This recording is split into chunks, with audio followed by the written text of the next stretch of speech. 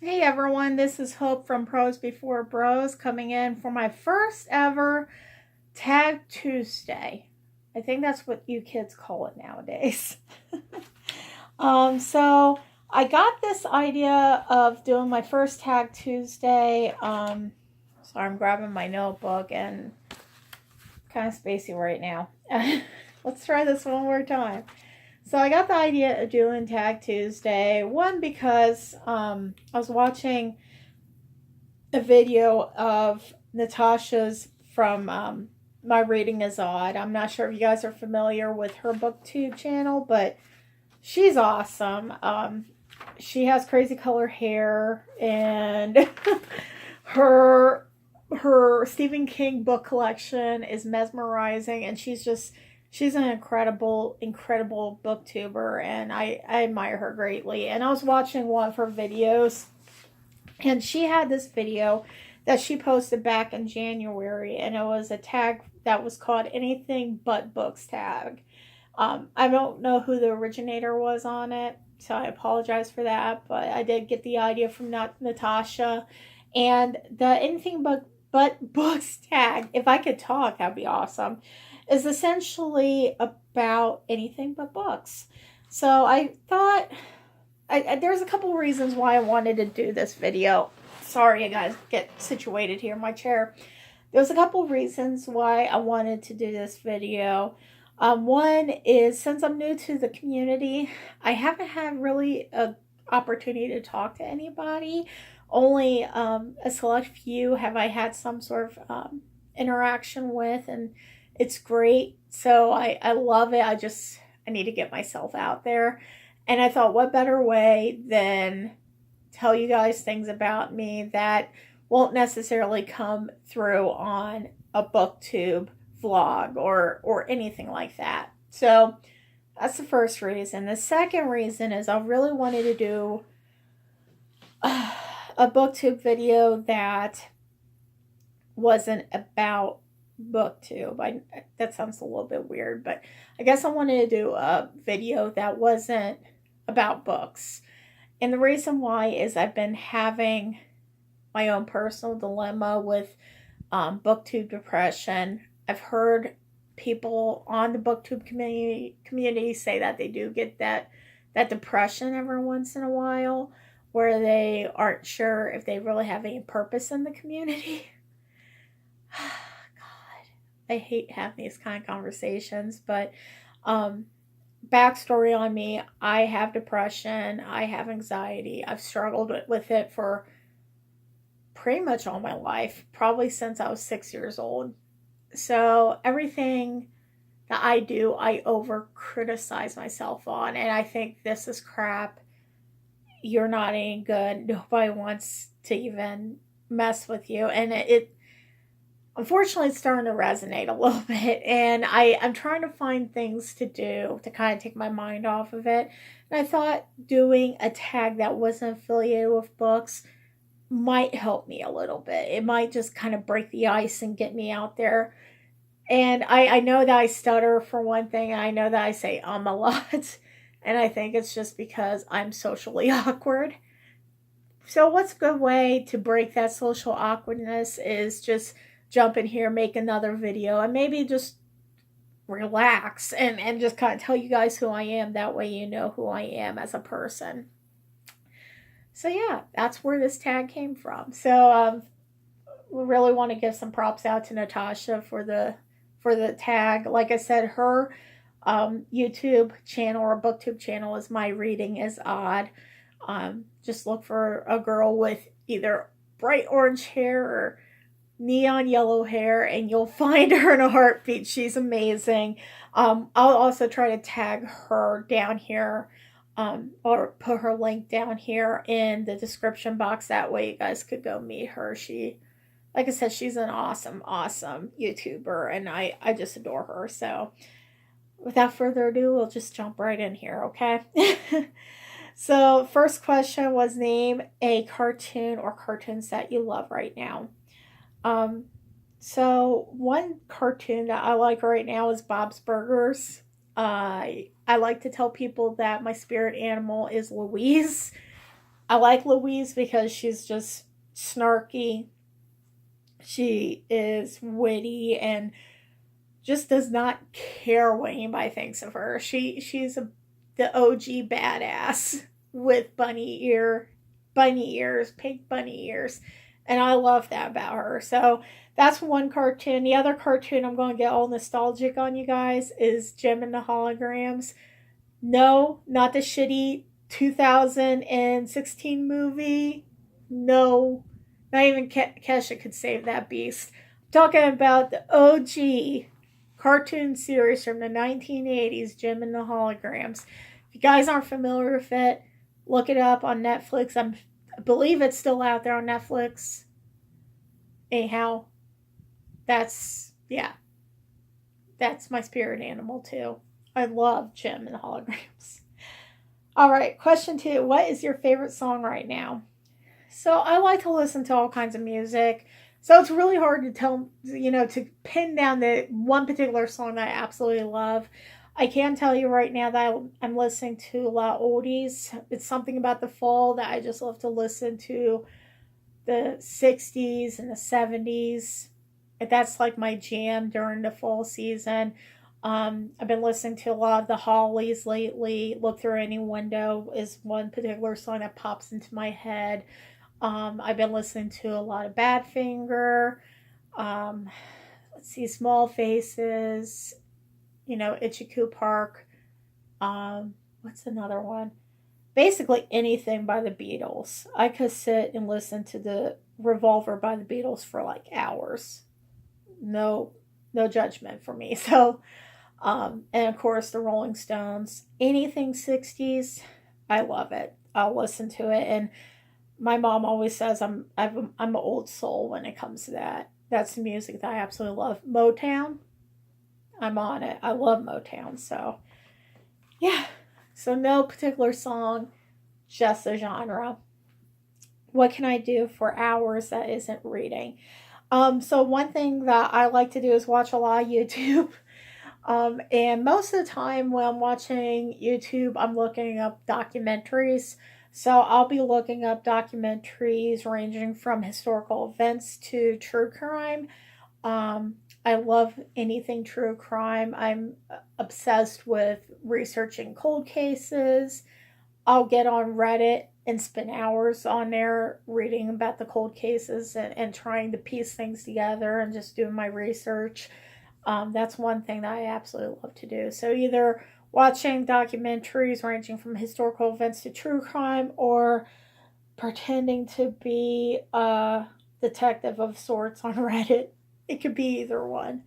Let's see here. Question 4: something that you love to do that your followers could be surprised by. Besides antiquing and painting, the only thing that I think that would be surprising, it's surprising to everyone I talk to, is I love to go get tattoos. And I have 6 tattoos. Yeah, 6. I had to count back in my head. I've lost track. That's a sign that you probably have a problem. Anyhow, I got a lot of tattoos. I love tattoos because I feel like they're very therapeutic. So like I said, I have depression, I have anxiety, and I have done things that as a mean of coping. And some of those things are good and some of those things are bad. And one of the things that was bad was I was a self-mutilator for quite a few years, to be honest. And I went through a phase where I finally, it was just drilled in my head. And I think my best friend, Amanda, was the one that drilled it in my head. It's like, okay, you have to stop. You have to find some other mean to get away from that. And that's just it. It's a life or death situation. And besides my art and besides writing, the thing that really got me through it, and I know this is going to sound very weird, is getting tattoos. I love my tattoos because it was a time for me to be artistic in a sense. I was able to put creative effort into something, and my tattoos tell a story about me. So like I said, I got 6 tattoos. I got my semicolon right here. I got my, oh God, refuse to sink right there. And I also got my Edgar Allan Poe, Only This and Nothing More. There's one on my back that I got that me and my best friend got together after she was given remission on her cancer. So we got a commemorative tattoo for that. I got my love tattoo here. You can't really see because like it's really old, so it needs to be touched up. And the last tattoo I got is right here, and it's kind of hard to see because the angle of the tattoo. It's an origami crane. It's a watercolor origami crane. It's my most recent tattoo, and that tattoo means a lot to me because I got it as a memorial piece for my maternal grandmother who died in 1967. Never got to meet her. Only heard some stories about her. I didn't see a picture of her until I was, I think, 33 years old. We didn't have a picture of her until we finally found a picture that my aunt had. And it was very emotional because I've always felt a connection to her, but yet I never saw her physically. So I got that tattoo shortly after seeing the picture as my memorial piece. And like I said, she died in 1967. She died of cancer. She was originally from Japan. She was born and raised in Japan. And when she died, the doctor actually asked if she was close to the A-bomb because they thought it had something to do with the radiation. In fact, she was. So yeah, that was a tough one. But anyway, the reason why I bring up my tattoos is because a lot of people find this strange. I actually sleep sometimes. I get so comfortable and so relaxed when I get my tattoos done that I take naps. And my recent tattoo artist that did that piece for my grandmother wasn't familiar with this. I told her jokingly that I would be very relaxed throughout the process. And I don't think she took it as seriously as I was trying to imply. And I actually fell asleep inside the chair as she was tattooing me. And she was freaking out. And she asked my husband if I was okay. He's like, she does this. She sleeps. Just let her do it. It just means she's really relaxed. You're not hurting her. So, yeah, that's the odd thing that I doubt any of my followers would know about. Like I said, hardly anybody knows about that until I tell them that story. So, question 5. What is your favorite unnecessarily specific thing to learn about? This can do with books, I guess. Um, Really, I like to learn about anything and everything. I love reading, obviously, and if I come across some sort of context inside a book that references a historical event or something scientific, I will be gravitated towards researching it. So that's something that I always do. I'm like a sponge. I absorb as much information as I possibly can, and it always comes out as random, random facts at the Thanksgiving dinner of my family. But if I had to pick something that is recent, I would say true crime. Obviously, like I said, I like to go on Reddit sometimes, and I like to investigate cold cases in particular. Um, in particular, here I love to do local cold cases. We have a lot of cold cases here in Cincinnati. So I like to research those, and I'll research those to the best of my ability. I like to have conversations with people about cold cases and just bounce theories off of them to see what they think. Another thing that people might think is weird, and I'm going to say there's one additional person out there that is the same way as me, and it's good old Natasha from My Reading is Odd. This was actually her answer to this question, and it's the same as mine. Is I like to study the mortuary arts. I particularly care about looking at the death positive movement, where we're looking at alternatives of how we bury our dead, how we do the mourning period, the most organic ways, in the natural ways of mourning and grieving and coping with a death.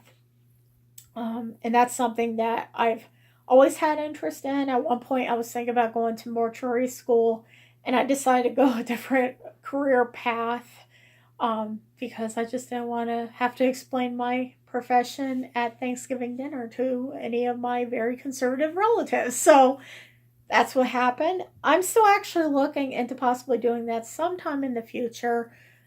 Possibly. It's still up in the air, but that's one thing I like to research. All right, question 6. What is something unusual that you know how to do? I see that's tough. I don't really have anything that I know how to do per se that's unusual.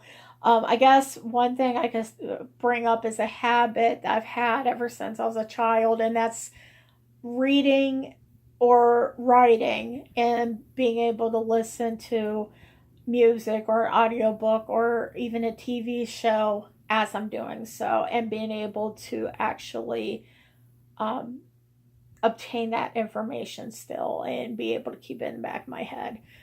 I never noticed this about myself. I didn't know this about myself. I thought this was normal, I guess. When I was in high school, it was like my sophomore year, my mom had parent teacher conference with one of my teachers, and the teacher was like, we did notice one thing that's a little odd, but it doesn't seem to be affecting Hope's academic performance. And it was, they noticed in study hall that I would listen to music or listen to an audiobook while I would write or read. And when I would get questions in class, I'd be able to answer things without any issue whatsoever, about the content that I was reading or about what I wrote that day.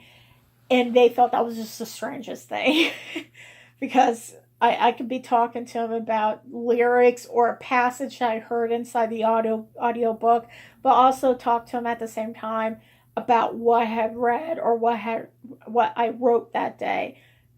And they just thought it was the strangest thing. So I don't notice it. It's become second nature to me.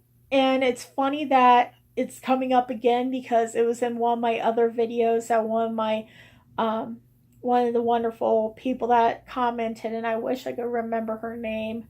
I'm drawing a blank on it. But she brought it up too because I made a reference to a song that I had listened to while I was reading a book.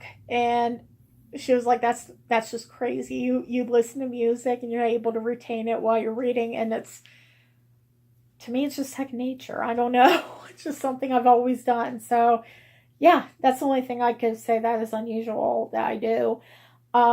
Question 7, name something that you made in the last year and show us if you can. So I like to paint. I've been painting for about 6 years now. Well, officially painting, but I've always done some sort of art, whether it be drawing or painting, my entire life. Recently, I did some impressionist paintings of my puppies, and hopefully you guys can see this one. This is my dachshund Buckeye, and this one is Moose. He's my dapple dachshund. So I like to do a lot of impressionist style paintings, and they were my 2 subject matters one day. So yeah, let's see. What is your most recent personal project? So most recent personal project that I'm doing right now is I'm trying to get back into writing. Excuse me, I'm going to check the time here. Good. All right. So I've been trying to get back into writing, and I actually started a piece.